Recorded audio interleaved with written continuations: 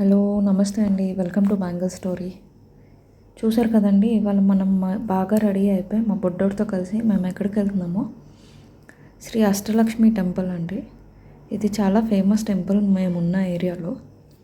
ఇక్కడ ప్రతి ఫ్రైడే హోమం జరుగుతుందండి. మీరు చూస్తున్నట్టుగా ఎంట్రన్స్ ఇది. ఎంట్రీ అయిన తర్వాత అష్టలక్ష్మి అమ్మవారిని దర్శించుకుందాం. ముందుగా దర్శించుకున్న తర్వాత మనం చూద్దాం అక్కడ అష్టలక్ష్మిలు ఎవరెవరు ఉన్నారు. చూశారు కదండి, అష్టలక్ష్మి అమ్మవారు లక్ష్మీనారాయణతో కలిపి చాలా పవర్ఫుల్ గాడెస్. ఇప్పుడు చూద్దామండి అష్టలక్ష్మిలు ఎవరు ఉన్నారో ఈ టెంపుల్లో. శ్రీ ధాన్యలక్ష్మి, శ్రీ సంతానలక్ష్మి, ఐశ్వర్యలక్ష్మి, ధైర్యలక్ష్మి, విద్యాలక్ష్మి,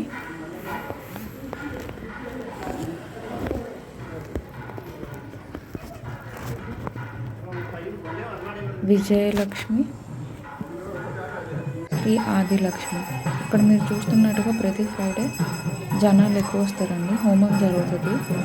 ఈ టెంపుల్ ప్రత్యేకత అయితే ఆవుకి దానం ఇచ్చే వాళ్ళు ఇస్తూ ఉంటారండి.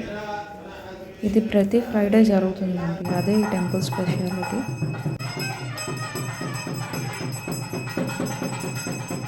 ఎవరి కోరికలు వాళ్ళు తీర్చుకోవడానికి ఇలాగా అన్ని దీపాలు వెలిగిస్తూ ఉంటారండి.